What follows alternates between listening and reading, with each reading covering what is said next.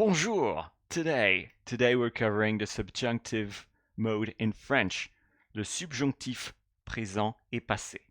And a word on that. Do you know what I'm tired of hearing? I'm tired of hearing that the subjunctive in French is too hard. I'm tired of hearing it. I hear it all day. But is it really that hard? Is it really that hard? Of course it is. Yeah, it is very hard. This is why we need to study, you and I, now. Not later, now. And not another time. It is now. The time is now. And by the end of this lesson, there'll be a test. There'll even be a test. I went to such length to provide a test for you at the end of this lesson to assess your level of understanding of this topic. A word of caution, however, we're not going to cover every single thing there is to know about the subjunctive mode today. No. Nada de eso. Today is an introductory lesson. There are other lessons on this very channel that come to complete this video. With that out of the way, get yourself a nice comfy chair, something nice to sit your butt, unbutton your pants, and enjoy today's program. This lesson is divided in 3 parts. First, we'll learn how to form the subjunctif présent and past. We will learn how, in what context, we can use them. And there will be situations where you can use these tenses. Let's start with how to form it. Le subjonctif présent. Let's have a look at this chart, because here, if I hadn't told you we were studying the subjunctive, you would have maybe been a bit confused here, because those endings are very, very similar to the endings of the simple present tense of the indicative mode. J'aime, tu aimes, il aime. This is like the simple present tense. And the plural forms, nous aimions, vous aimiez, ils aiment. It's like a mix of the imparfait of the indicative mode and the simple present. And the good news is that verbs of group 1, when you study the subjunctive mode in French, in particular the subjunctif présent in this case, well, this is very, very predictable and very easy to remember. These endings are predictable, and you can sometimes get confused, because in a sentence in French, sometimes you don't know whether it is a subjunctive mode, whether it is a passive voice, whether it is the indicative mode. It's confusing, but more on that later. Group 2 verbs, it changes a bit.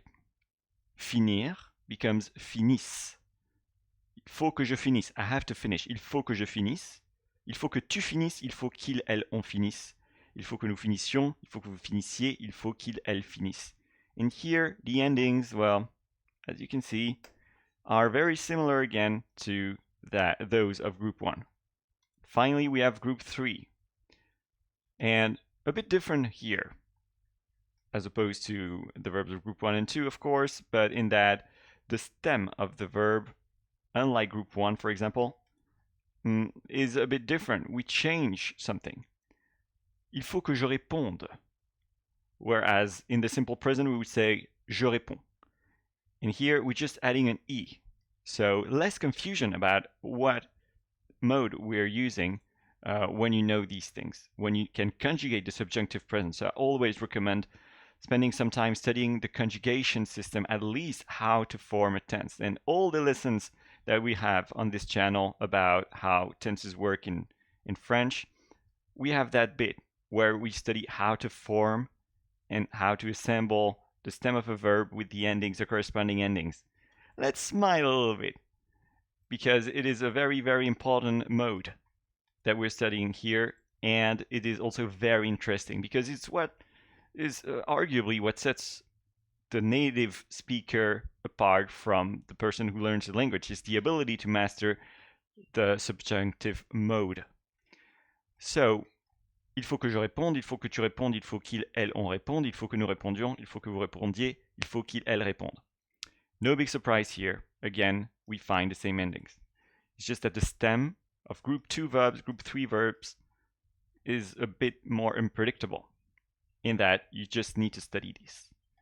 It will go fast, especially if you drill these things. And usually students hate drilling, especially when there's no teacher around to remind them that the drills need to be done.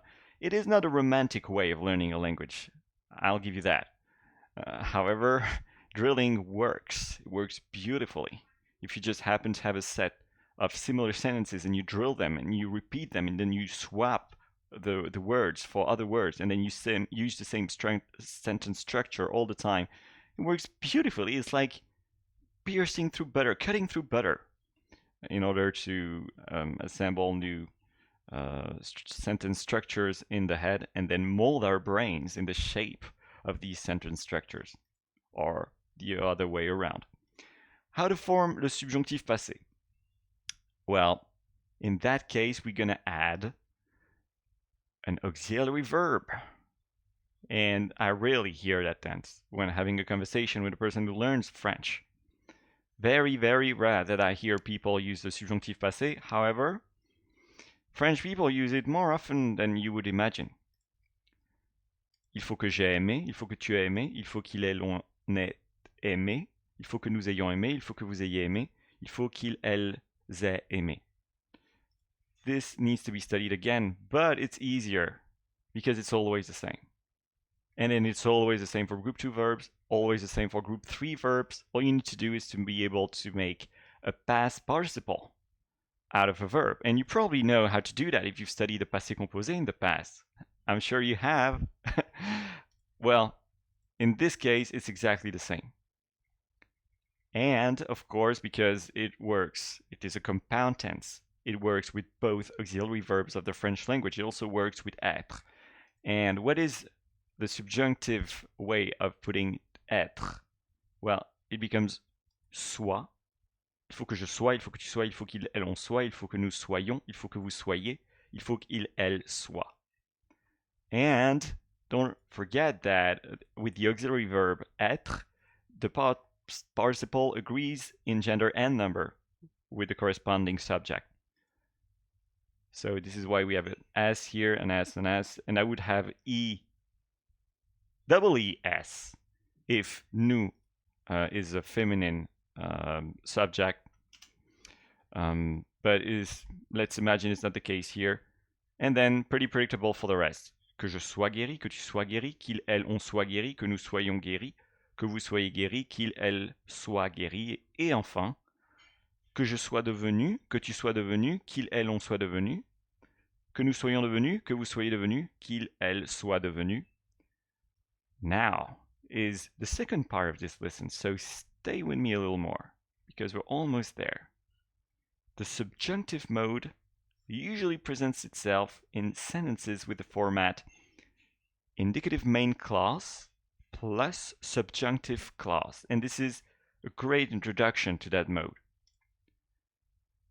She wants that, elle veut que, is the main clause, and it introduces the subjunctive clause, a clause with a subjunctive tense. Elle veut que tu fasses tes devoirs. And here in English it's different, so it's confusing.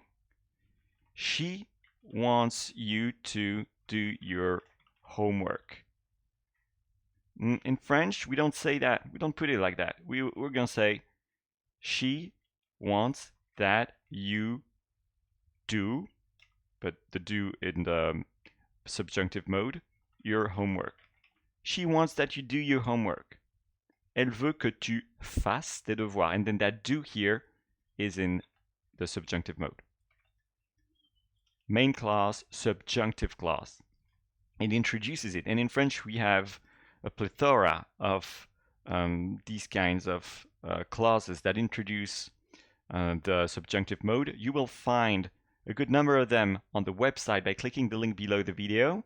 And the video is not over, but it is where you will find a collection of clauses that introduce the subjunctive mode.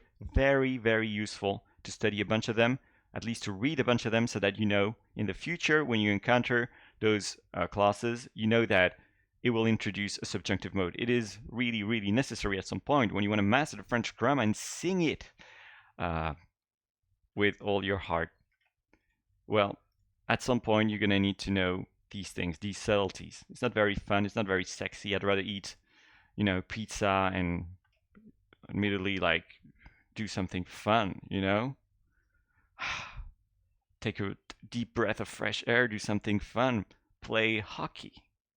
But this is also not the point of this lesson.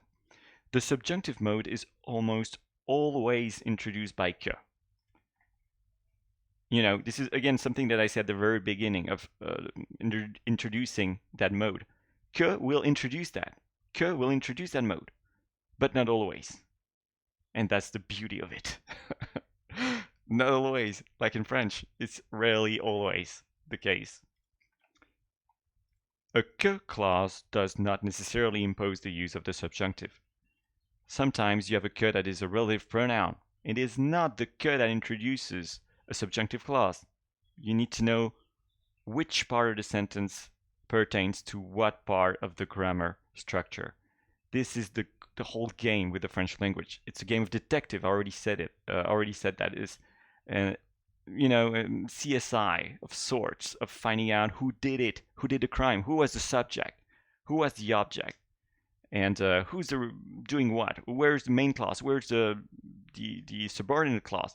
You need to find these things when you speak French in order to speak it well. And it is all happening below the surface. It's the beauty of it, unlike German, where the cases tell you, who does what, not French. Oh no, it's a sneaky language, gets through your skin. Finally, third part of this lesson, we're going to learn how to use it. 1. In the case of a necessity or possibility probability, an uprising of the robots is necessary. C'est nécessaire qu'il y ait une révolte des robots. C'est nécessaire. Of course, here you see the QU, contracted form of QUE, le que, that introduces a subjunctive clause, but like I said earlier, it's not always the case that the que will introduce a clause. So if you don't know exactly what does what in a sentence, it's not a great indicator that you have a subjunctive clause. But if you know that c'est nécessaire, here it's the case of a necessity, c'est nécessaire, then you're more likely to know that we have to use a subjunctive mode. C'est nécessaire qu'il y ait une révolte des robots. An uprising of the robots is necessary. Of course, it's not exactly word by word how we could translate the French language to the English language. It is necessary that there is an uprising of the robots, is exactly how we would translate word by word, but it's not exactly the same. It's better translated by saying an uprising of the robots is necessary. And also possibilities. C'est possible qu'il y ait une révolte des robots. There may be an uprising of the robots. A necessity, a possibility. Necessity, a possibility. A necessity, a possibility. Watch out. In the case of very probable situations, the indicative mode is used. Okay, now it's getting a bit complex, admittedly, and even again for native speakers. I'm sorry about that, but it's just the way it is. It's a beauty. That language is. A beautiful woman. You never know what's on her mind. You never know what she really, really wants, but you sure know you want her. Oh yeah. Oh yeah, you do.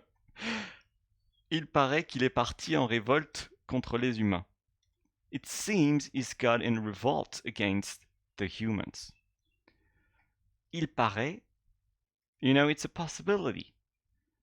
But if it's very likely that that person has gone in revolt against the humans, then you can use the simple present of the indicative mode. This is a subtlety. But that doesn't work if the same situation applies to a question or a negation. Es-tu sûr qu'il soit parti en révolte? Are you sure he's gone in revolt against the humans? Now, guess who's back with a brand new rap? It's a subjunctive mode, right? And the negation, well, je ne suis pas sûr qu'il soit parti en révolte. I'm not so sure that he's gone in revolt against the humans. That poor bastard. Well, in that case, it doesn't work. What I previously said doesn't work because you can keep that subjunctive mode. It's still there. And, I think that's a fair bit of information for this video. There are other videos about the subjunctive mode that complete this video on this channel. So let's wrap it up just for the sake of this lesson. We learn how to form the subjunctive présent and passé, and you learn that the endings are very predictable for group 1, group 2, group 3, but the stem of the verb changes slightly. In the case of group 2 verbs. In group 3 verbs, you always need to stay alert because they are very unstable. A nuclear group of verbs in French, unstable. How to form the subjunctive passé? You learn that it is a compound tense, so you need to link together the auxiliary verb avoir ou être, and these are conjugated in the subjunctive form. You learn that you usually have an indicative main clause that introduces the subjunctive mode, like elle veut que, and on the website, the link is below the video, you will find other of these beautiful clauses that introduce a subjunctive mode. And you also learn that que does not always introduce a subjunctive clause. Finally, the use, and this is what the other videos about the subjunctive are about on this channel. We learn more use. In what situation can we use the subjunctive mode? But in the case of a necessity and a possibility is a great start. C'est nécessaire, it's necessary, it's possible, c'est possible. However, and that was the last bit of this lesson, in the case of a very probable situations, if you, it's so likely that you have little doubt about whether or not it is possible that something happens. In that case, and you have a declarative sentence, well, you can use the friendly simple tense mode of the indicative, the simple tense of the indicative mode. All right. That doesn't work if you have a question or a negation, and then who comes back or what comes back is the subjunctive mode.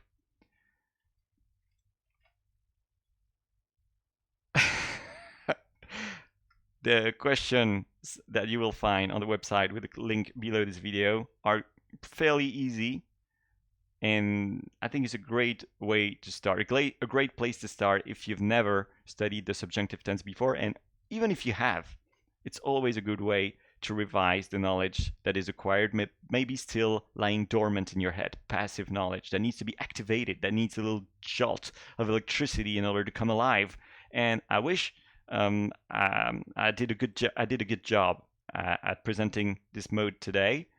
There are other lessons about the subjunctive mode on this channel, but first off, I suggest you did the one with the link below the video. Thank you for watching. I'll see you soon, and bye for now.